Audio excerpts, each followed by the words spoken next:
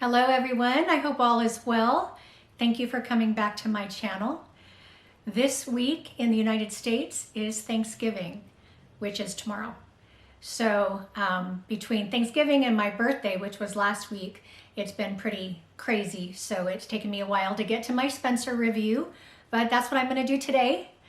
I encourage you so much, if you haven't had a chance to see Kristen Stewart as Princess Diana in Spencer, the movie is still out in theaters. I really encourage you to do that, especially if you enjoy Kristen Stewart as an actor.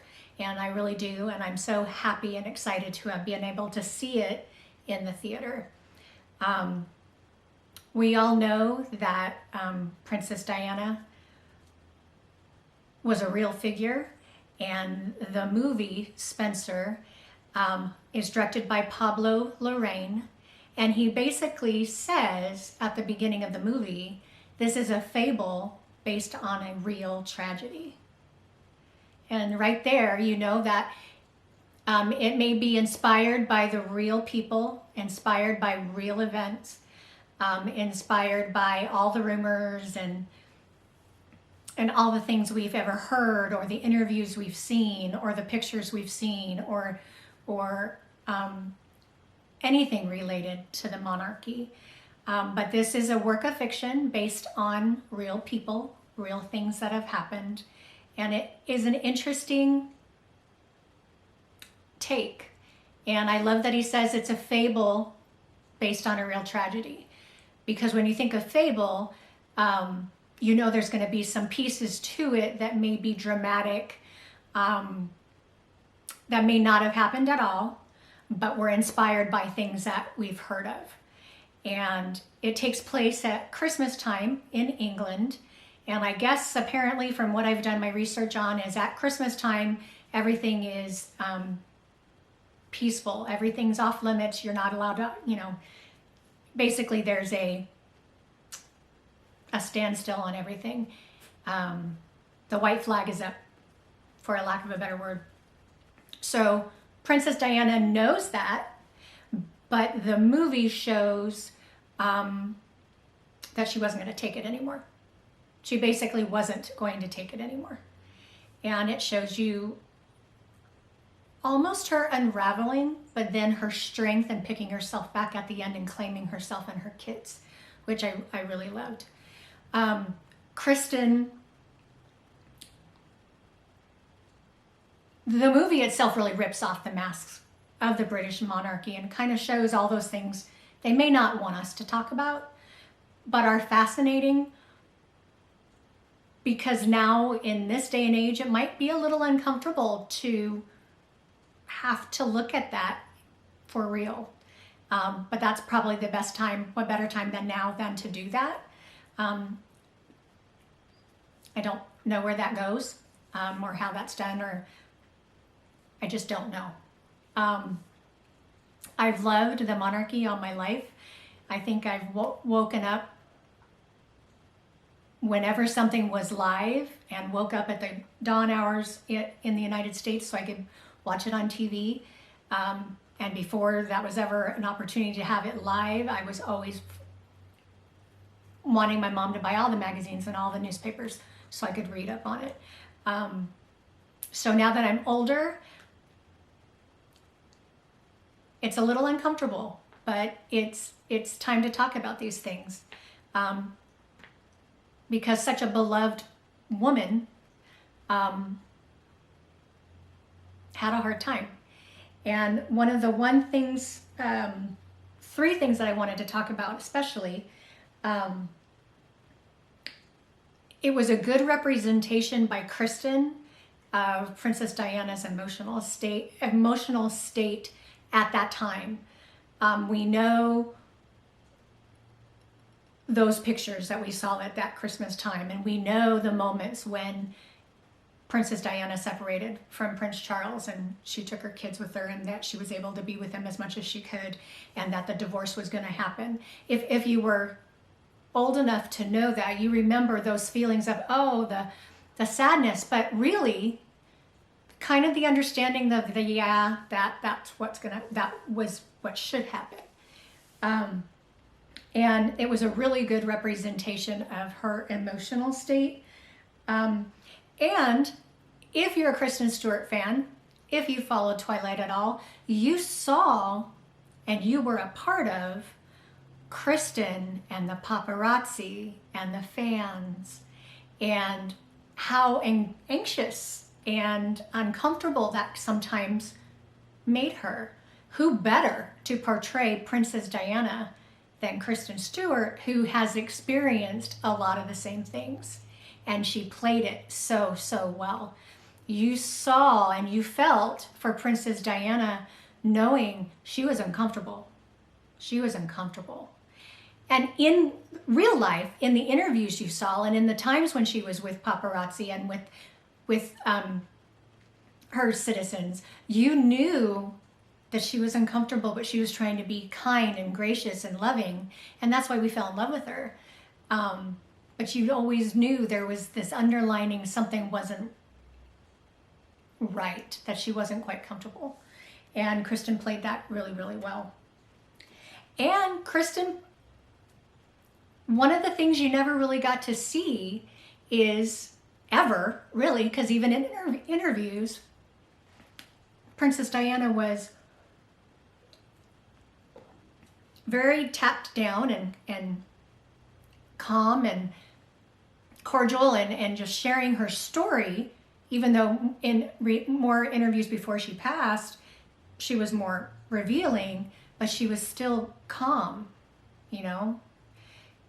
But Kristen showed, you know, she kind of pulled the mask off and said, hey, this is what she must have felt like. This is my interpretation of what that could have looked like.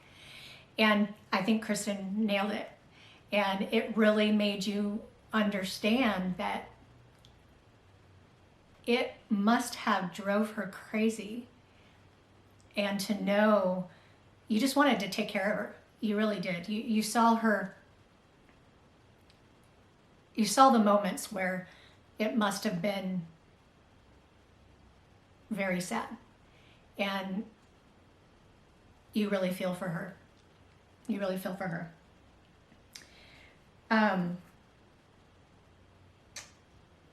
I loved how Kristen captured her whispery, breathy voice. She captured her unsure and also her fun little quips. And she captured her mannerisms really well and the way she held herself. And you also got to see moments where she was just really unraveled. And she really captured what that might have looked like. And I think it was beautiful. It was beautiful, her interpretation of what she may have been feeling and how that would have looked. And I think she did a great job. She did a fantastic job. I also loved, and the one thing, and I never really thought about it, and I should have, I loved how they showed Prince William and his mother, Prince William and Princess Diana, their relationship, how it must have been. And any child who has parents that don't get along, or parents that one is not there and the other is more, or anything like that in their childhood, you know, you take on a caretaking role or a supportive role or a sounding board role or the best friend role for your parent. And it really showed the connection between Prince William and Princess Diana, but it also made you realize, oh my gosh, I didn't think of that.